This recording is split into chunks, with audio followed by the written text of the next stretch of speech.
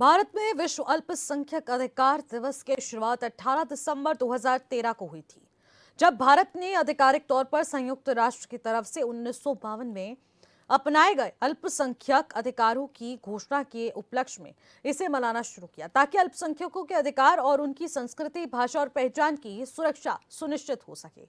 आज विश्व अल्पसंख्यक अधिकार दिवस पर इसकी चर्चा तेज है।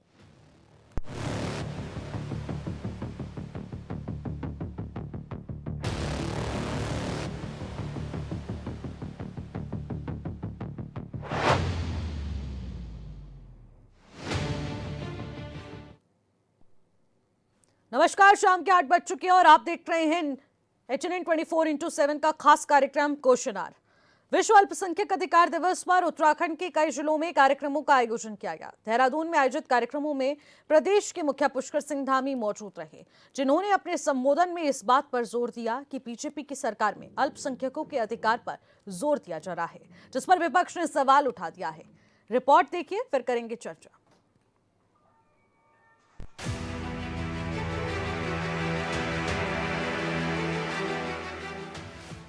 देहरादून में विश्व अल्पसंख्यक अधिकार दिवस पर आयोजित कार्यक्रम में पहुंचे प्रदेश के मुख्यमंत्री पुष्कर सिंह धामी ने इस बात पर जोर दिया कि बीजेपी की सरकार में सभी वर्गों के लिए काम किया जा रहा है और उनके अधिकारों पर सरकार जोर दे रही है, ताकि उनके जीवन में भी बदलाव आए। आप सबके बीच में आने का अवसर प्राप्त हुआ है और आज का दिन केवल अल्पसंख्यकों के अधिकारों की चर्चा तक सीमित वाला दिन नहीं है, बल्कि भारत की एकता, अखंडता के संरक्षण हेतु हमारे जो मौलिक अधिकार हैं, उन मौलिक अधिकारों का स्मरण करने का भी अवसर है। सभी के लिए समान अवसर सुनिश्चित करने के लिए 18 दिसंबर को विश्व अल्पसंख्यक अधिकार दिवस मनाने का निर्णय लिया। अल्पसंख्यकों के अधिकारों और उनकी संस्कृति, भाषा, पहचान की सुरक्षा सुनिश्चित हो सके, इसके लिए सरकार पूरी तरह से गंभीर है। उन्होंने इस बात पर जोर दिया कि भारत में सभी धर्मों के लोग एकजुट होकर रहते हैं, जिसकी चर्चा पूरी दुनिया में है। सीएम ने कहा कि भेदभाव वही लोग करते हैं जिनके मन और सोच दोनों छोटी होती है। भारतीय संस्कृति में सदियों से समानता, सहिष्णुता, सभी धर्मों और समुदायों के प्रति सम्मान की, सहयोग की एक परंपरा रही है और हमारे वेदों में भी कहा गया है, जन्म निवृत्ति बहुधा विवाचसम नाना धर्माणाम पृथ्वी यथोकसम, अर्थात ये मातृभूमि विभिन्न भाषाओं को बोलने वाले, अलग अलग विचार रखने वाले लोगों को भी एक समान धारण, घर के समान धारण करती है। सीएम ने इस बात पर जोर दिया कि दुनिया के अलग अलग देशों में जब लोग परेशान थे, तब भारत ने न सिर्फ उनको शरण दी, बल्कि उनकी रक्षा भी की। मुख्यमंत्री धामी ने कहा कि प्रधानमंत्री मोदी के नेतृत्व में सबका साथ सबका विकास के मंत्र पर काम किया जा रहा है। अल्पसंख्यकों के बच्चों की बेहतर शिक्षा, स्वास्थ्य की सुविधा मिले, इसे लेकर काम हो रहे हैं। विविधता में एकता, ये हमारे देश का मंत्र रहा है। हमारा देश संपूर्ण विश्व में सांस्कृतिक रूप से सहिष्णुता और सामाजिक समरसता का अद्वितीय उदाहरण माना गया। पूरी दुनिया का हमारा ही एक ऐसा देश है जहाँ भिन्न भिन्न संस्कृति के लोग, भिन्न भिन्न पंथों को मानने वाले, समुदायों को मानने वाले, फिर भी हमारी एकता पूरे विश्व के लिए उदाहरण है। और हमने वसुधैव कुटुंबकम के महान सिद्धांत को आत्मसात करते हुए समूची दुनिया को एक परिवार माना है। इसीलिए श्लोकों में कहा गया है, अयम निजम परोवेति गणना लघु चेतसाम उदार चरित्राणाम वसुधैव कुटुंबकम। दुनिया के कई देशों का उदाहरण देते हुए उन्होंने कहा कि बीजेपी की सरकार में किसी भी योजनाओं में भेदभाव नहीं किया जाता, सभी धर्मों का सम्मान किया जाता है। कुप्रथा को खत्म कर बेहतर जीवन जीने और उन्हें आर्थिक रूप से मजबूत किया जा रहा है।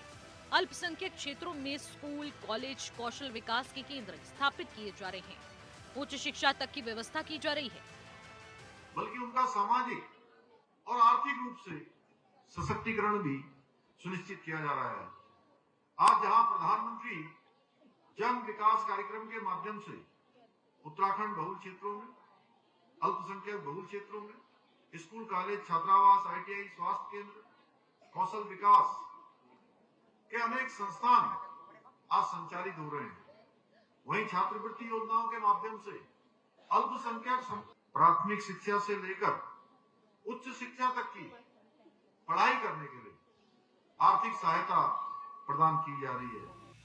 उन्होंने कहा कि वक्फ संपत्तियों में पारदर्शिता के लिए सख्त कदम उठाए गए ताकि समाज के जरूरतमंदों की मदद की जाए। किसी धर्म के किसी तरह के विवाद न हो, इसको लेकर प्रदेश में UCC लागू किया गया। मातृशक्ति की मजबूती के लिए अल्पसंख्यकों को आर्थिक और सामाजिक सुरक्षा के लिए काम कर रहे हैं। अलग अलग योजनाओं के जरिए समाज को मजबूती भी दी जा रही है। नए वक्फ कानूनों में सुधार के माध्यम से वक्फ संपत्तियों के पारदर्शी, उत्तरदायी और जन कल्याणकारी उपयोग को सुनिश्चित करने की दिशा में भी ठोस कदम उठाए गए हैं। जो जरूरतमंद हैं, गरीब हैं और पिछड़े हैं, उनको इसका लाभ मिल सके। हमारी प्रदेश सरकार भी जनता से किए गए वायदे को पूरा करते हुए राज्य में हमने समान नागरिक संहिता का कानून लागू किया है। विश्व अल्पसंख्यक अधिकार दिवस पर CM की बातों पर कांग्रेस नेता ने सियासी हमला बोला।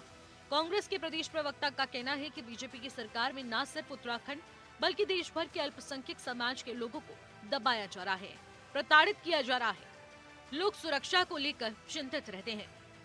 अल्पसंख्यकों के कल्याण के लिए तमाम सरकारी योजनाएं चलाई जा रही है, लेकिन प्रदेश के अल्पसंख्यक पूछ रहे हैं कि रात दिन जो ध्रुवीकरण का एजेंडा भाजपा और भाजपा की सरकार चला रही है, उसका क्या है। इससे अल्पसंख्यकों के बीच में सरकार के प्रति विश्वास नहीं बन रहा है और अल्पसंख्यक जो है प्रदेश में अपने को उपेक्षित महसूस कर रहा है, जबकि देश के संविधान के अनुसार जो भी इस देश का निवासी है उसको निश्चित तौर पर इस देश में पढ़ने का, आगे बढ़ने का और स्वतंत्रता से अपने विचारों को अभिव्यक्त करने का अधिकार है। लेकिन भाजपा की सरकार में जिस तरीके से अल्पसंख्यकों को दबाया जाता है, जिस तरीके से उनको कुचला जाता है, जिस तरीके से उनको प्रताड़ित किया जाता है, ये किसी से छुपा हुआ नहीं है और अल्पसंख्यक अपनी सुरक्षा को लेकर के भाजपा सरकार में आशंकित रहते हैं। इसका जवाब भी मुख्यमंत्री को देना चाहिए था। केवल अल्पसंख्यक दिवस के अवसर पर बड़ी बड़ी बातें करने से, लोक लुभावन सपने दिखाने से संविधान का पालन नहीं होता है। 2011 की जनगणना के अनुसार उत्तराखंड की कुल आबादी में अल्पसंख्यक समुदाय की संख्या लगभग 17% है, जिसके लिए सरकार कई तरह की योजनाएं चला रही है, जिस पर विपक्ष सवाल उठाता रहता है और इसे लेकर राजनीति भी हो रही है। अब विश्व अल्पसंख्यक अधिकार दिवस पर एक बार फिर से सत्ता पक्ष और विपक्ष के बीच सियासत हो रही है। Bureau report HNN 24/7।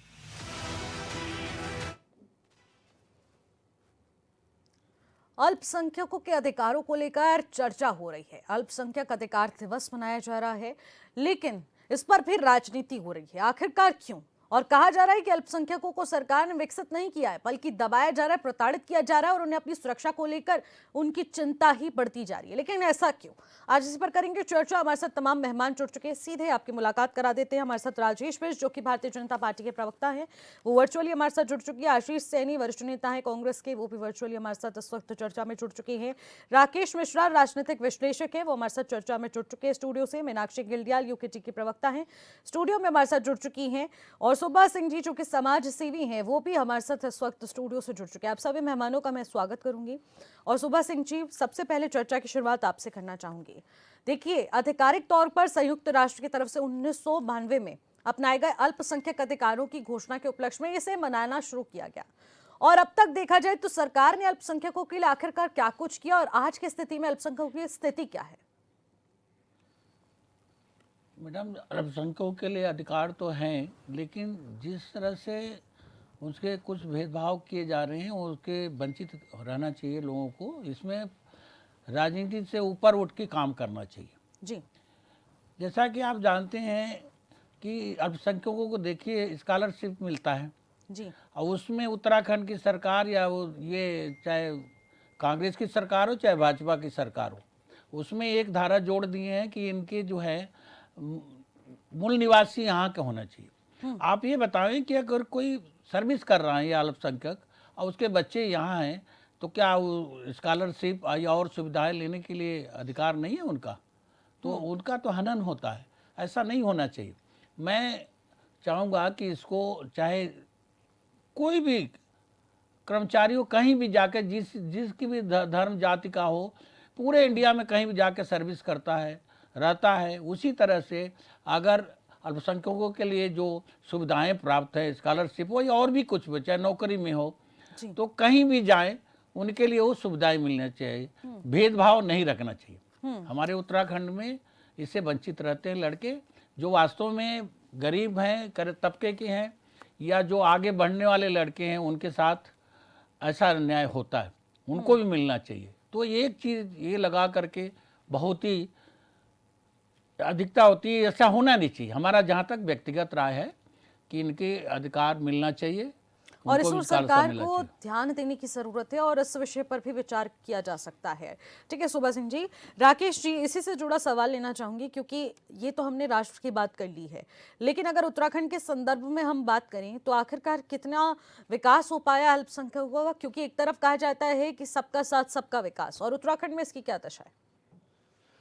देखिए निशी, ये जो अल्पसंख्यकों का विश्व अल्पसंख्यक दिवस है, ये भारत में ही मनाया जाता जी, है ना। अफगानिस्तान में नहीं मनाया जाता, पाकिस्तान में नहीं मनाया जाता, बांग्लादेश में नहीं मनाया जाता, ये भारत में ही मनाया जाता है क्योंकि यहीं वसुधैव कुटुंबकम का समावेशी व्यवस्था है जो चलता है।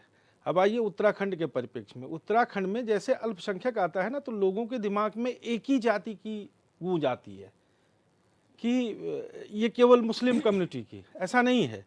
हमारे प्रदेश में जो सिख समाज है वो भी अल्पसंख्यक है जी, हमारा जैन समाज भी अल्पसंख्यक है, हमारा तिब्बती समाज भी अल्पसंख्यक है ना। तो ऐसे सारे समाज के लोग अल्पसंख्यक हैं। और जैसे हमारे समाज सेवी महोदय ने बताया कि अल्पसंख्यकों को नहीं मिलता है, तो ऐसा नहीं है। अल्पसंख्यक समाज के जितने भी लोग हैं, अगर वो यहाँ सर्विस करते हैं और उनके बच्चे यहाँ पढ़ते हैं, तो मूल निवास केवल उनके लिए जोड़ा गया है जो बाहर से आयातित हुए हैं या बाहर से आए हुए हैं। लेकिन अल्पसंख्यकों की जो योजनाएं हैं उनका समुचित लाभ यहाँ मिलता है जी, ऐसा नहीं है कि नहीं मिलता है, मिलता है। और ठीक है, हमारा प्रदेश देवभूमि है, हमारा प्रदेश जो है वो बहुआच्छादित हिंदू प्रदेशों में से आता है, 80-85% लोग यहाँ के हिंदू हैं, ठीक है। लेकिन यहाँ के सबसे अच्छे व्यवसायियों में सिख समाज है, जैन समाज है, तो अल्पसंख्यकों के अधिकार है। हम एक ही चश्मा लगा के क्यों देखते हैं कि मुस्लिम ही केवल अल्पसंख्यक है? मुस्लिम नहीं, हर वो जो हिंदू से कटा है, ईसाई भी अल्पसंख्यक है यहाँ, बिल्कुल, जैन भी अल्पसंख्यक है यहाँ, सिख भी अल्पसंख्यक है यहाँ। तो इन सबको अधिकार है और सबको मिलता है, और ये भारत में ही मनाया जाता है क्योंकि ये वसुधैव कुटुंबकम यही है, बिल्कुल, दूसरे राज्यों में नहीं है, दूसरे देशों में नहीं है। बिल्कुल राकेश जी, आपने सही कहा है और यहाँ पर सभी के अधिकारों को ध्यान में रखते हुए ही इसीलिए सरकार भी लगातार इस विषय पर चर्चा करती हुई नजर आती है। राकेश जी, सबका साथ सबका विकास, वसुधैव कुटुंबकम एक, और इसी के साथ जितने भी जन कल्याणकारी योजनाएं चल रही हैं, क्या उसमें कभी कोई ऐसी रिपोर्ट आई कि क्लासिफिकेशन करके किसी को आवास न मिला हो, हाँ, या किसी को वही, अनाज न उसी मिला पर हो, आऊंगी मैं। किसी को पेंशन न मिला हो? हाँ। तो ये तो कोथा मिथक है। सबको लेकिन- सोचना चाहिए कि सरकार कुछ चीजें तो चला ही रही हैं जिनका सबको लाभ मिल रहा है। बिल्कुल राकेश जी, और इसी से जुड़ा यही मेरा सवाल रहेगा, सबका साथ सबका विकास आखिरकार कैसे हो रहा है? सरकार अल्पसंख्यकों को ध्यान में रखते हुए किस तरीके से कार्य कर रही है? क्योंकि आज भी इसको लेकर मुख्यमंत्री पुष्कर सिंह धामी ने उनके अधिकारों पर चर्चा की है।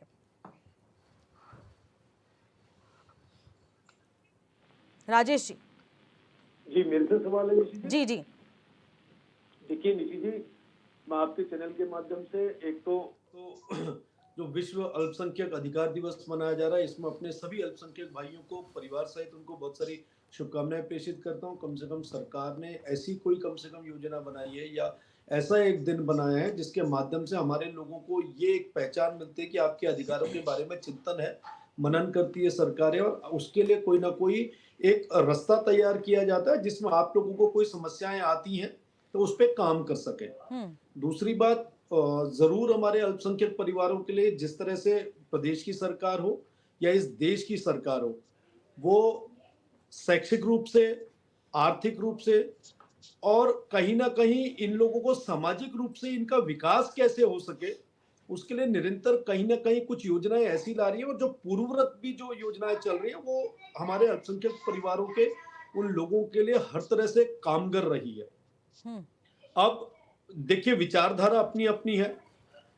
अब इस देश के अंदर जो हमारे राजनीतिक अन्य दल हैं, उन्होंने इसका जिस तरह से ध्रुवीकरण कर दिया है, जिस तरह से अल्पसंख्यक की परिभाषा बदल दी है, जिस तरह से सिर्फ और सिर्फ एक कौम को अल्पसंख्यक की श्रेणी में लाने वाली गिनती कर दी है, ये बहुत ज्यादा दुर्भाग्यपूर्ण है। अभी जैसे माननीय मुख्यमंत्री जी की आपने बात कही, वसुधैव कुटुंबकम की उन्होंने बात करी, निश्चित रूप से हमारे मुसलमान भाई हो, सिख भाई हो, ईसाई भाई हो, जैन हो, बौद्ध हो या पारसी हो, तमाम वो सारे लोग जो इस देश में निवासरत हैं, इस भारत की नागरिकता जिनके पास है, वो निश्चित रूप से यहाँ की किसी भी योजना का जिसका लाभ चाहे हिंदू को मिलता हो या अन्य जाति के व्यक्ति को मिलता हो, अन्य समाज के व्यक्ति को मिलता हो, वो बराबर का अधिकारी है। आज जब हम योजनाओं की बात करते हैं, चाहे राशन लेने की बात हो जाती है, बिजली पानी की योजनाओं की बात आती है, आवास की बात आती है, शौचालय की बात आती है, सड़क की बात आती है, शिक्षा की बात आती है, नौकरी की बात आती है, तो तमाम उन जगहों पे देखा जाता है कि सामान्य जाति के विपरीत अब जब हम देखते हैं उसके अनुरूप कहीं ना कहीं अल्पसंख्यक समुदाय के कोई भी व्यक्ति है, उनको इन सब से ऊपर उठ के उनके लिए बेहतर क्या हो सकता है, सरकार ने इसका चिंतन किया हुआ। ठीक है। और इन सब चीजों को देखते हुए उनके अधिकारों में कहीं ना कहीं सामान्य जाति के सामने बढ़ोतरी हुई है।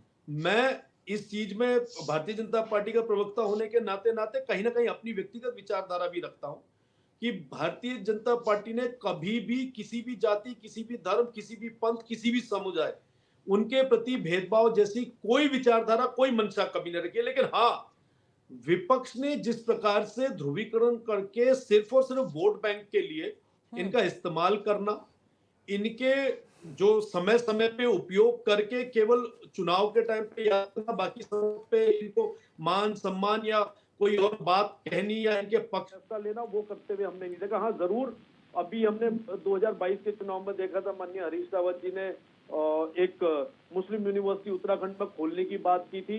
उससे ज्यादा महत्वपूर्ण मुझे लगता है कि जो प्राइमरी एजुकेशन है, जो मदरसों के माध्यम से हमारे इन बच्चों को मिलनी चाहिए थी, वो जिस प्रकार से नहीं मिल पा रही थी और उसके लिए सरकार ने कोई रास्ते तैयार नहीं किए थे अपने कार्यकाल में, वो जरूर दुर्भाग्यपूर्ण है। कॉलेज तो बच्चा तब जाएगा जब प्राइमरी एजुकेशन उसे अच्छी और बेहतर मिलेगी। तो मैं इन सब बातों में अपनी बात कहना चाहता हूँ, बाकी आगे आप कह सकते हैं निशी जी। बिल्कुल राजेश जी, यहाँ पर सरकार क्या कुछ कर रही है वो भी देखा जा रहा है, तो दूसरी तरफ विपक्ष के भी बहुत सारे सवाल हैं। लेकिन यहाँ पर आशीष जी, राजेश जी ने भी इस बात का जिक्र किया है। उनका साफ तौर पर यही कहना है कि विपक्ष इसको बरगलाने की कोशिश करता है, एक ही चश्मे से अल्पसंख्यकों को देखा जा रहा है। आखिरकार ऐसा क्यों? क्योंकि तमाम सरकार की ऐसी योजनाएं हैं जिसका लाभ हर एक समुदाय, हर एक वर्ग के लोगों तक पहुंच रहा है। देखिए, मैं पहले तो मुख्यमंत्री जी ने जो अपना आज भाषण दिया है, मैं मुख्यमंत्री जी की बात से, उनके भाषण से अपनी पूरी सहमति दर्ज कराता हूँ, केवल आज के भाषण से। अभी राजेश जी और दूसरे वाले राजेश जी ने 2-3 बातें रखी कि उत्तराखंड को लेकर उन्होंने कहा कि अल्पसंख्यकों को लेकर उनके मन में क्या रवैया है, और ये भी बताया कि अल्पसंख्यक सिख समाज के, जैन समाज के, बौद्ध समाज के और भी लोग हैं। तो आप जब अल्पसंख्यक अधिकार की बात करते हैं तो माइनॉरिटी, जिस देश की माइनॉरिटी खुशहाल होगी, वो देश की अर्थव्यवस्था उससे भी अधिक खुशहाल होती है। और जिस देश में माइनॉरिटी का गला घोटने की कोशिश होता है तो उस देश की अर्थव्यवस्था खराब है। अभी इन्होंने कहा अफगानिस्तान, बांग्लादेश और पता नहीं किन देशों किया, यदि उन देशों में जो वहां के रह रहे अल्पसंख्यक यदि खुशहाल हो तो वहां भी खुशहाली होती, वहां खुशहाल नहीं है तो वहां बदहाली है। ये बात बिल्कुल तय मान लीजिए। अर्थव्यवस्था को लेकर ये स्पष्टीकरण हजारों जो हमारे अर्थशास्त्री है वो दे चुके हैं। अब दूसरी बात, अल्पसंख्यक अधिकार दिवस की संयुक्त राष्ट्र संघ ने मनाना शुरू किया, भारत ने भी शुरू किया, 2013 में शुरू किया। 2013 में तो ये लोग आए नहीं थे। 2013 के बाद इस दिवस की आवश्यकता महसूस होने लगी और ये लगा कि वास्तव में गंभीर है।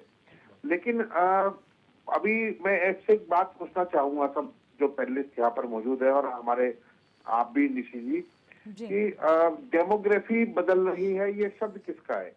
ये भारतीय जनता पार्टी का शब्द है। हिंदुओं का देश है, हिंदुओं की सुरक्षा करना जरूरी है, ये शब्द किसका है? ये भारतीय जनता पार्टी का शब्द है। और 80% हिंदुओं की राजनीति करके बीजेपी 20% अल्पसंख्यकों को किनारे करना चाहती है, ये पॉलिसी भारतीय जनता पार्टी की है।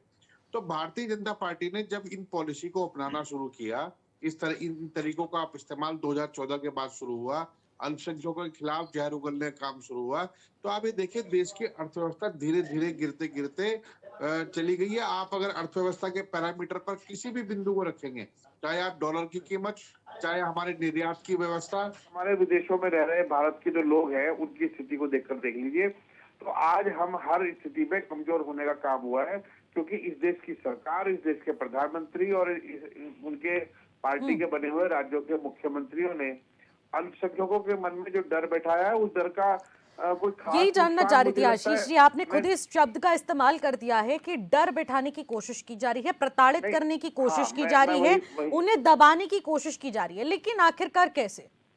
नहीं, मैं बताता हूँ कैसे है। देखिए, जब मुख्यमंत्री पुष्कर सिंह धामी भाषण देंगे तो वो प्रदेश के सभी नागरिकों के बराबर के अधिकार का काम करेंगे, लेकिन जब इनकी पार्टी के गली मोहल्ले के लोग अब इस तरह से नफरती जहर सोशल मीडिया से लेकर सड़कों पर और उनके खिलाफ बोलने का काम करेंगे, मुझे बताइए बनफुलपुरा केस में आपको संज्ञान लेना चाहिए था और संवेदना होनी चाहिए थी कि यदि इतने लोग बेघर होंगे रेलवे की जमीन खाली करने के बाद तो उनको आवाज दी जानी चाहिए। लेकिन भाजपा के लोगों ने कहा कि इन लोगों से मकान खाली करा लो।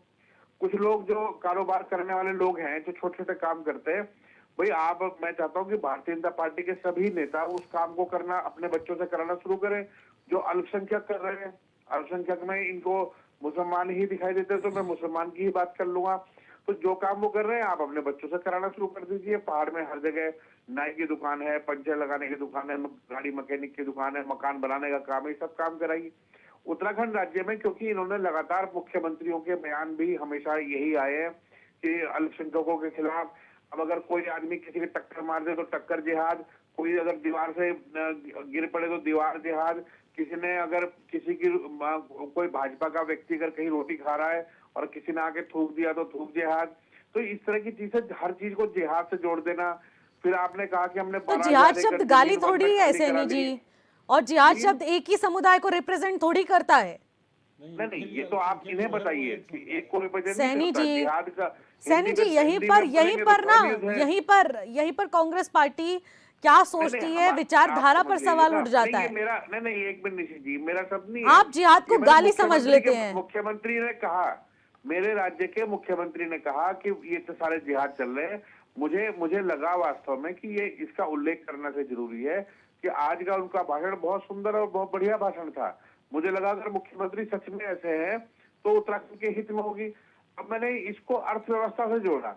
जिस देश में, जिस राज्य में अल्पसंख्यक खुश होंगे, खुशहाल होंगे, उस वहां की अर्थव्यवस्था 100% सही होगी। अगर अमेरिका में भारतीय खुश नहीं होंगे तो अमेरिका की अर्थव्यवस्था चौपट होगी। और किसी मिडिल ईस्ट में जाएंगे, सऊदी अरब से लेकर अमीरात और कतर और इन देशों में जाइए, अगर हिंदुस्तान के और उत्तराखंड के रहने वाले हमारे भाई बहन खुशहाल नहीं होंगे तो वहां की अर्थव्यवस्था भी चौपट होगी। और लेकिन आज हिंदुस्तान की अर्थव्यवस्था चौपट करने में भारतीय जनता पार्टी की अल्पसंख्यक विरोधी मानसिकता के कारण हमारे देश की अर्थव्यवस्था चौपट हुई है। ये मैं बड़ी जिम्मेदारी और रिकॉर्ड के साथ कह रहा हूँ। इसके मेरे पास पर्याप्त सबूत, पर्याप्त डाटा और पर्याप्त जो स्टेटमेंट्स हैं वो अवेलेबल हैं। ठीक है, इसी पर एक छोटा सा कमेंट ले लूंगी। राजेश बिष्ट जी, छोटा सा कमेंट दीजिएगा इस पर। प्लीज, मैं अभी ये कहना चाहता हूँ कि ये भूल रहे हैं, जिस तरफ ये बीजेपी को बार बार निशाना कर अल्पसंख्यकों को एक हमारी ओर से एक विरोधी दल के रूप में कहते हैं। ये ना भूले 2002 में माननीय अटल बिहारी वाजपेयी जी की सरकार में डॉक्टर एपीजे अब्दुल कलाम जैसे इतने महान साइंटिस्ट को इस देश का राष्ट्रपति बनाने में सबसे बड़ा जो रोल था वो भारतीय जनता पार्टी का था। और भारतीय जनता पार्टी की अगर मानसिकता किसी भी प्रकार से अगर जो ये मुस्लिम विरोधी हम लोगों को दिखाने का काम करते हैं, अगर वो होती तो क्या मैंडेट में आई हुई सरकार, केंद्र में रही हुई सरकार, क्या डॉक्टर एपीजे अब्दुल कलाम जी को बनाने की कोशिश करती? नहीं तो इस क्या देश में कारण है कि मुसलमान होना अर्थव्यवस्था चाहिए उस समय तो बढ़ी और अब डॉक्टर चौपट एपीजे हो गई। अब्दुल कलाम ठीक जैसा है। व्यक्ति होना चाहिए, ठीक है ना राजेश कि जी, ऐसा और इसी व्यक्ति हो। पर ये जो आपने अभी बात कही है, और इसके अलावा अगर उत्तराखंड के संदर्भ में भी देख लिया जाए तो कितना विकास अल्पसंख्यकों का हुआ है, वो भी हम मीनाक्षी जी से जानने की कोशिश करेंगे। लेकिन एक छोटे से ब्रेक का वक्त हो चुका है, ब्रेक के बाद चलो लौटेंगे, आप बने रहिएगा।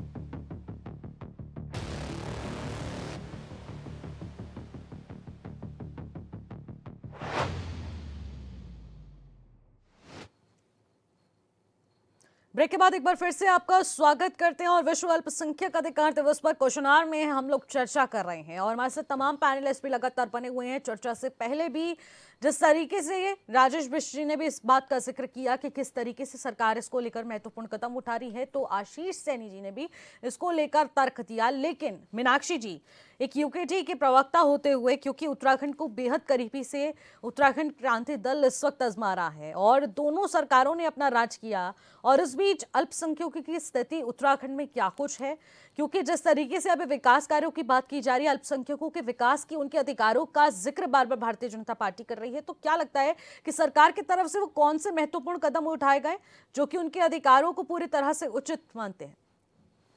निशी जी, सबसे पहले मैं ये कहूंगी कि जैसे ही यूपीडी की सरकार आएगी, हम यहाँ पे मूल निवास अधिकार दिवस मनाएंगे। क्योंकि आज अगर हम उत्तराखंड की बात करें, और उत्तराखंड क्योंकि हम एक क्षेत्रीय दल हैं, और यहाँ का जो मूल निवासी है, जिस प्रकार से पलायन की दर बढ़ रही है और जिस प्रकार से वहां रहने वाले लोगों को बाघ भालू के हमले से जो उनकी संख्या कम होती जा रही है, बहुत जल्द यहाँ के मूल निवासी भी अल्पसंख्यक के अंदर आने वाले हैं। तो ये जो हम बात कर रहे हैं अल्पसंख्यक की, कि ये तो मुझे लगता है कि एक सोचा समझा एक प्लानिंग है कि किस प्रकार से यहाँ के लोगों को अल्पसंख्यक बनाया जाए। अब बात करते हैं कि अल्पसंख्यक पे अभी बहुत डिस्कशन चल रहा था कि अल्पसंख्यक के नाम से ही हम सीधा मुस्लिमों पे हमारा ध्यान जाता है। वो इसलिए जाता है कि क्योंकि ये 2011 की जनगणना है कि 14% मुस्लिम, 2011 की बात कर रही हूँ, उसके बाद हो सकता है कि ये परसेंटेज बढ़ भी गया हो, और वहीं हम सिख समुदाय को देखें या हम जैन समुदाय को देखें तो वो मामूली सा 1 या 2% इतने तक ही सीमित है। तो बहुत एक मोटे मोटे जो तौर पे आता है, अल्पसंख्यक का मतलब मुस्लिम ही आता है। तो जहां तक सरकार बात कर रही है कि हम अल्पसंख्यकों को बहुत सारे अधिकार यहाँ पे दे रहे हैं, एक दिवस मना दिया, और दिवस में ये इनका कहना होता है भाषणों में कि हमने बहुत से अधिकार जो है अल्पसंख्यकों को दिए हैं। हो भी सकता है दिए हों और हो भी सकता है कि धरातल पर हो, लेकिन जिस प्रकार से मैंने कहा कि हम लोग एक क्षेत्रीय दल हैं, और क्षेत्रीय दल यहाँ के मूल निवासी की बात करता है, और जब मूल निवासी की बात आती है तो उसमें धर्म के आधार पे कहीं पे भी डिस्ट्रीब्यूशन नहीं होता है। बिल्कुल, यहाँ पे बात होती है कि आप मूल निवासी को देखिए, यहाँ के मूल निवासी की स्थिति इतनी खराब है कि बिलो पॉवर्टी लाइन जो है 60% से ज्यादा लोग यहाँ पे चल रहे हैं। तो जब भी अधिकार देने की बात है या योजनाएं लाने की बात है, तो वो धर्म के आधार पे नहीं होनी चाहिए, वो होनी चाहिए आर्थिक स्थिति के आधार पर। तो आर्थिक स्थिति हम तो लगातार 25 वर्षों से देख रहे हैं कि आखिर यहाँ का मूल निवासी, उसकी आर्थिक स्थिति में कितना डेवलपमेंट हुआ है। यहाँ का क्या यहाँ पे रोजगार मिला उन लोगों को, मूल निवासियों को रोजगार मिला? नहीं मिला। क्या यहाँ पे जो स्वास्थ्य सुविधाएं जिनके लिए वो तरस रहा है, क्या वो स्वास्थ्य सुविधाएं पहुंची हैं उस मूल निवासी तक? अब उसके अंदर आप बहुसंख्यक हो या अल्पसंख्यक हो या कोई भी हो, वो एक मूल निवासी है इस राज्य का, और आपकी जिम्मेदारी बनती है इस राज्य के लोगों के लिए कुछ करना। तो क्या उनके हम लोग तो उन मेन समस्याओं की बात कर रहे हैं ना, क्योंकि यहाँ पे आप एक दिन का अधिकार दिवस मना के मेन समस्याओं से जो ध्यान है उसको भटकाने की कोशिश कर रहे हैं। आप नहीं बात कर रहे हैं रोजगार पे, स्वास्थ्य पे, शिक्षा पे जो स्कूल बंद हो रहे हैं। तो ये सारे जो मुद्दे हैं ये राज्य के मुद्दे हैं, जो मुझे लगता है कि एक दिन के अल्पसंख्यक अधिकार दिवस से नहीं मनाए जाएंगे। बिल्कुल, और इस और सरकार को ध्यान देने की भी जरूरत है कि आखिरकार सरकार इसको लेकर कितने महत्वपूर्ण कदम उठा रही है, क्योंकि अल्पसंख्यक हो या बहुसंख्यक, जिस तरीके से मीनाक्षी जी ने इसका जिक्र किया है कि आखिरकार प्रदेश में किस तरीके से अल्पसंख्यकों की स्थिति है और बाकी लोगों को भी किस तरीके से यहाँ पर सम्मान मिल रहा है। मात्र एक दिन का विषय नहीं है कि एक दिन में चर्चा हुई, इसका समाधान खोज लिया गया, लेकिन इस पर विचार करना हर एक दिन की जरूरत बनता जा रहा है। राकेश जी, यहाँ पर देखिए सबसे बड़ा सवाल ये भी है, आती हूँ आशीष जी आपके पास, लेकिन राकेश जी से एक कॉमेंट लेना चाहूंगी। मातृशक्ति हो, शिक्षा हो, स्वास्थ्य हो, अल्पसंख्यकों के जिक्र में, चर्चा में सीएम धामी ने आज इसी बात का जिक्र किया और उन्होंने कहा कि इन सभी क्षेत्रों में लगातार विकास हो रहा है और सबसे बड़ा कदम अगर अल्पसंख्यकों के लिए कोई उठाया गया है तो वो यूसीसी माना जा रहा है। ठीक है, समान नागरिक संहिता होनी चाहिए, एक देश एक राज्य, उनका विषय है, उनका राजनीतिक विषय है। मूल बात जो अभी हमारी प्रवक्ता ने बताया, यूकेडी के प्रवक्ता ने बताया कि अल्पसंख्यक ही क्यों, प्रश्न है ना, अल्पसंख्यक ही क्यों, सबको मिलना चाहिए। और यहाँ की तो जनसंख्या जिस तरीके से घटती जा रही है, मतलब मूल जिसके नाम पे प्रदेश अलग हुआ है, तो यहाँ तो मूल निवासियों को ही अल्पसंख्यक कैटेगरी में आने की स्थिति में है। ये तो सही है। अगर हमारे प्रदेश की बात देखी जाए तो जिस हिसाब से आज इतने गांव हमारे घोस्ट होते जा रहे हैं, इतने घोस्ट विलेज होते जा रहे हैं, तो ये तो यहाँ की भी स्थिति बनती जा रही है कि यहाँ ये लोग अल्पसंख्यक हो जाएंगे। दूसरे आज की स्थिति यह है कि 37-38 विधानसभाएं यहाँ की ऐसी हो गई हैं कि जहां पे पूरी तरह से यहाँ के मूल निवासी अल्पसंख्यक हो गए। तो अल्पसंख्यक एक ही जात से क्यों? और मैं एक छोटी सी बात में आशीष जी का मैं थोड़ा सा जवाब देना चाहता हूं, क्षमा करेंगे आशीष भाई, ये 20% की बात ही क्यों करते हैं? 20% की ही बात क्यों करते हैं? ये अल्पसंख्यक उन्हीं को क्यों मानते हैं? ये सोचने का विषय है। क्या वही पीड़ित हैं? इन्होंने कहा कि अल्पसंख्यक ही खुश होना चाहिए। क्या 80% लोगों को खुश नहीं होना चाहिए? यही क्लासिफिकेशन है और यही भय है। हिंदुस्तान के हर एक नागरिक को खुश होना चाहिए। वो 20% ही क्यों खुश हो और 80% ही क्यों खुश हो? यही तो दरार डालने वाली बात है, यही तो बात करने वाली बात है, यहीं से तो नफरत की जड़ पैदा होती है। क्या हिंदू के घर में पैदा होना अभिशाप है? मेरे बच्चों की सुरक्षा नहीं होनी चाहिए क्या? या जैनियों के बच्चों की सुरक्षा नहीं होनी चाहिए क्या? जब इस तरीके की बात आती है ना, तो हमको भी जाके एक ध्रुव में बैठना पड़ता है। तो सर्वे भवन्तु सुखिनः सर्वे सन्तु निरामया वाला भाव इस देश को आवश्यक है, और ये जो ला पाएगा वही इस देश पे शासन कर पाएगा। बिल्कुल। और अर्थव्यवस्था की बात जिस तरीके से हुई, आशीष सैनी ने खुद ही ये मुद्दा उठाया था और उन्हीं के इस मुद्दे पर किस तरीके से गंभीरता से सरकार ध्यान देने वाली है, क्योंकि राजेश पेश जी इसी पर आपसे भी कमेंट लूंगी, लेकिन सुबह जी उससे पहले आपके पास आना चाहूंगी। देखिए, उत्तराखंड का जब जिक्र होता है तो उत्तराखंड की अगर कुल आबादी, कुल जनसंख्या की बात कर ली जाए तो उसमें 18% आबादी का हिस्सा ही अल्पसंख्यकों का है, और उसमें से भी अगर देख लिया जाए 2011 की जनगणना का तो 14% मुस्लिम्स हैं। और इसके बाद भी जब अल्पसंख्यकों की बात होती है तो सिर्फ और सिर्फ मुस्लिम्स का जिक्र होता है, बाकी समुदाय के लोगों का जिक्र नहीं होता। आखिरकार ऐसा क्यों? एक ही चश्मे से क्यों देखा जाता है? और जिस तरीके से अभी राकेश जी ने भी इसका जिक्र किया कि 80% ही क्यों खुश ना हो, सिर्फ 20% ही क्यों खुश हो? मैडम, ऐसा है कि अभी जो हमने शुरू में ये क्वेश्चन रखा था, आप तो यहाँ बात करते हैं कि मूल निवास प्रमाण पत्र उन्हीं को मिलना चाहिए। ठीक है, यहाँ के रहने वाले हैं, सब मिलना चाहिए, लेकिन जो हमने पहले क्वेश्चन उठाया, आशीष जी इसको ध्यान दीजिएगा, जैसे मान लीजिए कोई बाहर से आ रहा है, यहाँ सर्विस कर रहा है, अल्पसंख्यक है, हम नहीं कह रहे कौन मुसलमान हो, लेकिन उनके बच्चों का निवास प्रमाण पत्र नहीं बनता, जिसके नतीजा ये भुगतना पड़ता है, न उसको स्कॉलरशिप मिलता है, न कोई नौकरी मिलती है, कई चीज़ें से वंचित हो जाते हैं। तो उन्होंने क्या गलती किया है? एक तरफ तो कहते हैं कि पूरा देश, पूरा भारतवर्ष हम एक हैं, हम सबके साथ सबके विकास की बात करते हैं, लेकिन एक जो बाहर से आदमी आया उनके साथ इस तरह से दुर्व्यवहार नहीं होना चाहिए। आप प्रैक्टिकली जाके देखिए, नहीं बनता उनका मूल निवास। अगर कहेंगे कि यहीं से करें तो ऐसा बात नहीं है। अगर यहाँ का अगर कोई आदमी बाहर जाता है तब क्या होगा उसमें? अगर वहाँ भी इसी तरह का नियम लगाएं तो ऐसा नहीं होना चाहिए।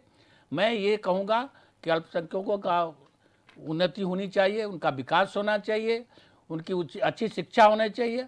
जब अच्छी शिक्षा, जब ये एक लोग हैं पढ़ाना चाहते हैं, बच्चों को नहीं पढ़ा पाते, स्कॉलरशिप नहीं मिलता है। अभी मैंने देखा है, व्यक्तिगत रूप से देखा है कि जो मुस्लिम लड़के या और धर्म के लोग हैं, इनको स्कॉलरशिप मिल जाती है, अब नहीं मिलती। आप देख लीजिए पूरा डाटा उठा करके। तो ये जो वास्तविक बात उठाई है, मुस्लिम लड़कों को ही क्यों मिलनी चाहिए, हिंदू लड़कों नहीं, हिंदू को मिलना चाहिए। हम तो कह रहे हैं, सुनिए राकेश जी, आपके इस बारे में मैंने नहीं बोला था, आप सुन लीजिए। हम मुस्लिम की केवल बात नहीं कर रहे हैं, और भी हैं, उनके मूल निवास नहीं बनते हैं। क्यों ऐसे भेदभाव क्यों करते हैं आप लोग? तो हिंदू लड़कों के हिंदुओं के अगर साथ आप यहाँ से बाहर चले जाए, इंडिया में चले जाए, अगर आपके मूल निवास वहां ना बने, तब क्या करेंगे? ये इस राज्य तरह के से विशेष नहीं। अधिकार आप देखिए, ये इस तरह से नहीं, संकुचित बुद्धि से और छोटी दायरे मत बात करिए, बड़े दायरे में बात करिए कि जहां भी हैं सबके लिए, सबका देश है, सबका समान होना चाहिए। अगर वास्तव में अल्पसंख्यकों का भला करना चाहते हैं तो मूल निवास एक बहुत ही बड़ी समस्या है, वो वंचित रह जाते हैं। तो आप सबका विकास करिए। आज मुख्यमंत्री जी ने जो भाषण दिया है उसमें बहुत ही अच्छा किया। हमारे राजेश जी ने अपना उसमें काफ़ी कुछ, आशीष जी ने बताया, हम भी उससे सहमत हैं। लेकिन जो मूल प्रॉब्लम है उसको भी तो सॉल्व करो। हम आशा करते हैं कि इस पर आप लोग ध्यान देंगे, विचार करेंगे। सुबह जी, लेकिन जिस तरीके से आप कह रहे हैं कि उन लोगों के विषय में भी सोचने की जरूरत है, आखिरकार वो वर्ग जाए तो जाए कहाँ? लेकिन जब हम सबके साथ सबके विकास की हम लोग बात करते हैं तो बाकी सबका विकास क्यों नहीं? यानी कि बाकी सब तो अल्पसंख्यक हो गए ना फिर इस मुताबिक, सिर्फ उन्हीं को अगर प्रमोट किया जाएगा। वो तो नियत है, तो लोगों की नियत भारत नहीं, के, देखिए भारत के संसाधनों पे या तो सबसे नियम पहला बदल हक दीजिए। अल्पसंख्यकों का ही है। अब वो तो जब संविधान में लिखा है भाई। अल्पसंख्यक रख रखा है, नाम रखा है, तो उन्हीं के बारे में सोचेंगे, कहेंगे ना। 22% है सर। हाँ, 22% तो उन्हीं के बारे में सोचेंगे। 22% लोग लेकिन अल्पसंख्यक नहीं होते, वास्तविकता क्या है, अल्पसंख्यक उसमें 2% क्या लोग प्रॉब्लम आ रही है वो भी बताना जरूरी है। और हम चाहेंगे लेकिन कि ये सब लोग संख्या भी मिलजुल तो के बढ़ती रहेंगे, जा रही है ना, आज इस अल्पसंख्यकों उत्तराखंड से का तो विकास करें। ऊपर ही उठ चुका है ये। ठीक है, आशीष जी कमेंट। देखिए, मैं दो चीजों पर अपनी राय देना चाह रहा था। पहले मैं मीनाक्षी जी के बयान पर देना चाह रहा था, और आप भी मैं आप जो हमारे चैनल के एंकर हैं उनसे भी मैं एक निवेदन जरूर करूंगा कि जब भी यूकेडी की बात हो तो ये ना कहें कि यूकेडी कभी सत्ता में नहीं आई। अलग अलग समय में 3 सरकारों में यूकेडी की पूरी भागीदारी रही है, और यूकेडी ने सत्ता का पूरा मजा लिया है। और यही एक कारण है कि सत्ता का मजा लिया और बाद में लोगों को भड़काने का काम किया। तो आज उत्तराखंड बनाने वाली जनता ने यूकेडी का साथ छोड़ा है। आशीष जी, और कब यूकेडी ने तक ये जिस तरह राग से आंतरिक लापते संगठन रहेंगे? को नहीं, कभी अब आप मैं- भाजपा अब पे मैं दूसरी आक्रमण बात- करते हैं, कभी यूकेडी पे आक्रमण करते हैं। मुद्दों नहीं, पे नहीं, आक्रमण मैं- करिए ना, देखिए, ज्यादा मेरा बेहतर होगा। आक्रमण तो नहीं, मुद्दों पे आप आक्रमण करिए पर ना। मत जाइए ना। आपने, मैं सिर्फ याद दिला रहा हूँ कि आप मैं सत्ता में रहे हैं। आपको भी बता दूं कि आपके सरकार में सवाल रहना आपसे क्या भी होता पूछे है, जाएंगे। आपको भी बता दूं मैं। नहीं, मैं बता सरकार देता में रहना हूँ, क्या आप होता है, कांग्रेस- प्लीज इसकी भी जानकारी लीजिए, क्या होता है सरकार में रहना। नहीं, वो मुझे मालूम है। आपको, आप विशेष रूप से अलग से जानकारी ना दें। और आपने जो एक तरीका अपना रखा ना कि दोनों दल कुछ नहीं कर रहे, भाई यूकेडी सब कुछ कर देगी, तो ये बात आप लोगों को समझाइए, हमें मत बताया कीजिए। अब दूसरी यहाँ पे बात, डिबेट में आके मैं स्पेशली आप लोगों को बताने नहीं आई हूँ ये चीजें। मीनाक्षी जी सुन लीजिए। आशीष जी, यहाँ पे अब आके आपकी आप हम एक परिभाषा दूसरे को में- नहीं बताते हैं ये चीजें। नहीं, कोई बात नहीं यहाँ मीनाक्षी बैठ जी, के हम एक मिनट दूसरे सुन को नहीं लीजिएगा। बताते, एक दूसरे से बातें करने नहीं आते हैं हम यहाँ पे। हम किसी मुद्दे पे डिस्कशन करने आते हैं, हाँ, एक दूसरे कोई पे बात नहीं, छीटा जिस कसी मुद्दे करने पर नहीं आते डिस्कशन हैं। कर रहे हैं उसी पे आ जाइए। उसी ठीक है उसी पे आशीष आ जी, जाइए, उसी पे आ मेन जाइए। बात कीजिए आप। अभी मैं भारतीय जनता पार्टी के नेताओं के बारे में जो सदन में इन्होंने कहा, और जो अभी यूकेडी के नेताओं के वक्तव्य है, ये बार बार जब मूल निवास की बात करते हैं तो इनका मुख्य उद्देश्य केवल यही है कि मूल निवास के नाम पर पहाड़ के मतदाताओं का वोट इन्हें मिल जाए, और इस तरह की आग लगाकर राज्य में ये सत्ता बनाना चाहते हैं। जिस समय राज्य जी, का आपको क्यों नागरिक घबराहट होने अपने लगती है मूल नागरिक निवास होने की के बात इस सुनते तरह ही? से गिरकर, सुन लीजिए मेरी बात, आप क्यों डरने राज्य का लगते हैं? नागरिक अपने नागरिक आप मूल होने के निवास के स्तर हम से किन नीचे अधिकारों की करके बात कर रहे हैं? दूसरे के हक पर डाका मारने की कोशिश करता है, उस समय राज्य का नागरिक राज्य की तरक्की में अपनी भागीदारी छोड़ देता है। आज अभी ये जो अभी महोदय बैठे हैं, जो ये व्हाट्सएप वाले, मुझे पता नहीं है कि ये किस तरह की विचारधारा के आदमी है। ये कह रहे हैं कि बहुसंख्यक का क्यों नहीं होना चाहिए। तो भाई, बहुसंख्यक का करने के लिए तो आप बैठे हैं ना, तो करिए ना। किसने मना किया है? राज्य में मुख्यमंत्री ने एक बात कही कि सभी जितने लोग हैं हायर एजुकेशन में जाएंगे उनको स्कॉलरशिप देने का काम किया जाएगा। हाँ। उसमें तो सभी जाति वर्ग के लोग थे, तो हाँ। स्कॉलरशिप कहाँ है उसका पता नहीं है। अभी जिन्होंने कहा कि ये सज्जन यहाँ पर बैठे हुए हैं, उन्होंने कहा कि जो अल्पसंख्यक वर्ग के लोग अगर बाहर दूसरे राज्य से आ रहे हैं तो उनको वो सुविधाएं इस राज्य में मिल जानी चाहिए। मैं उनकी बात से सहमत हूँ, इसलिए क्योंकि केंद्र की अनुसूची में जो व्यक्ति अल्पसंख्यक है वो प्रत्येक राज्य में अल्पसंख्यक है, तो प्रत्येक राज्य में मूल निवास की बाध्यता उसके अल्पसंख्यक होने के प्रति समाप्त कर देनी चाहिए, क्योंकि वो अल्पसंख्यक है या बहुसंख्यक है, वो हर राज्य में रहेगा। ठीक है। एक बात। दूसरी बात, मैंने पहले भी अपनी बात कही है कि यदि हम अपने राज्य में सभी लोगों की खुशहाली एक साथ स्वीकार करना चाहते हैं तो पूरा राज्य एक साथ तरक्की करेगा। लेकिन अगर हमारे मन में पाप आ गया और हम सोचने लगे कि ये जो हमारा साथ का राज्य का नागरिक है इसको हम धर्म के आधार पर, भाषा के आधार पे, इसके के कहाँ पैदा हुआ है उस आधार पे इसके साथ कुछ भेदभाव करके इसकी जेब काट ले, यदि ये जेब कतरे वाली मानसिकता हमारे अंदर आ गई तो ये राज्य। और दूसरा, अभी मीनाक्षी जी ने आपने एक बात और कही थी कि यहाँ 60% लोग गरीबी रेखा से नीचे हैं। उत्तराखंड राज्य पर कैपिटा इनकम में देश के टॉप 5 राज्यों में आज से ही नहीं, जिस दिन से राज्य बना है उसी दिन से है। और राज्य ने अपनी पर कैपिटा इनकम की दर को बढ़ाने का ही काम किया है। आप जबरदस्ती ने झूठे आंकड़ों से राज्य को प्रभावित मत कीजिए, लेकिन राज्य अगर खुशहाल होगा तो सबके लिए खुशहाली होनी चाहिए। अस्पताल में दवाई होगी तो सबके लिए दवाई उपलब्ध होगी, सड़क अच्छी होगी तो सबके लिए अच्छी होगी। इसलिए infrastructure, education, health, in sector में आप सभी को बराबर का बात कर सकते हैं। लेकिन जब आप अल्पसंख्यक के अधिकार की बात करते हैं तो अल्पसंख्यक को इतना अधिकार है कि अल्पसंख्यक को कोई आपसे पैसे या नौकरी नहीं मांग रहा है। अल्पसंख्यक अपनी सामाजिक सुरक्षा और अपने सामाजिक सम्मान की बात कर रहा है। आप उनको बराबरी का दर्जा दें, उनके सामाजिक सुरक्षा करें। कम होने के कारण उनके साथ भेदभाव हो या कोई गुंडागर्दी हो या उनके हक को मारने का काम किया जाए, उस वक्त पूरे राज्य के नागरिकों को पूरी ताकत से अपने राज्य के अल्पसंख्यकों के अधिकार की रक्षा करनी चाहिए, जैसा आज मुख्यमंत्री ने कहा है। बिल्कुल, अधिकारों की तो रक्षा हो रही है, लेकिन आशीष जी, आप ही और आपकी पार्टी ही इस बात का बार बार जिक्र करते हैं कि मुस्लिम समुदाय के यहाँ पर जितने भी लोग हैं उनको संकट आ चुका है और उनकी चिंता यहाँ पर साफ तौर पर देखने को मिल रही है, उनका उत्पीड़न हो रहा है और उनकी प्रताड़ना हो रही है। आखिरकार इन शब्दों का इस्तेमाल क्यों किया जाता है? यहाँ पर किसको प्रताड़ित किया जा रहा है? वही सब तो बात है। सभी योजनाओं का लाभ जब सभी को मिल रहा है, एक ही चश्मे से जब सभी को देखा जा रहा है और उनके अधिकारों की जब बात आती है तो उन्हें वो अधिकार दिए भी जा रहे हैं, लेकिन आखिरकार सिर्फ और सिर्फ एक समुदाय के तहत नैरेटिव सेट करना कितना सही है? निशी जी, मैंने आपकी बात पर सिर्फ ये कहा कि आप अगर माहौल खराब कर रहे हैं तो बीजेपी के वो लोग कर रहे हैं जो गली मोहल्ले कार्यकर्ता है। मुख्यमंत्री जी तो बिल्कुल और मुख्यमंत्री ये कह रहे हैं कि जो भेदभाव कर रहा है लेकिन उनकी सोच छोटी है, के बजाय उनका मन छोटा है। पार्टी का कार्यालय संरक्षण देता है। यही तो विषय है बस, कि संरक्षण मत दीजिए ना, आप गलत काम को, गलत बात को संरक्षित मत कीजिए। ठीक है, राजेश जी, इस पर कमेंट लेना चाहूंगी आपसे।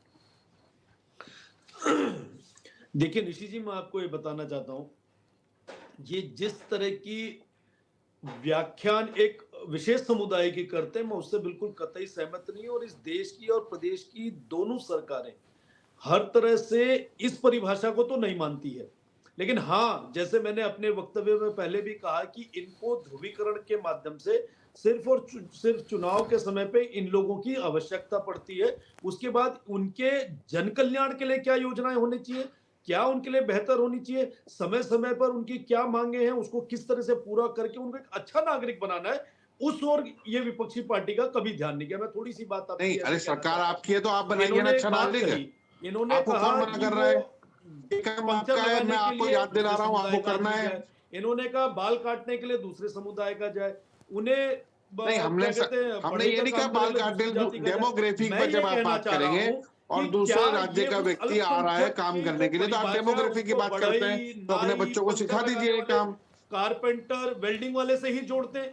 अगर इन्होंने अपने 60 साल के शासन में इस विशेष समुदाय के लिए जो मदरसे बोर्ड की अच्छी शिक्षा हो सकती थी, जो इस देश की शिक्षा प्रणाली थी, नहीं, आपको करना है ना, आप कर दीजिए। आप हैं तो सरकार में, आप 11 साल से राज्य केंद्र में सरकार में है, 9 साल से राज्य में सरकार में है, तो आपने क्या किया?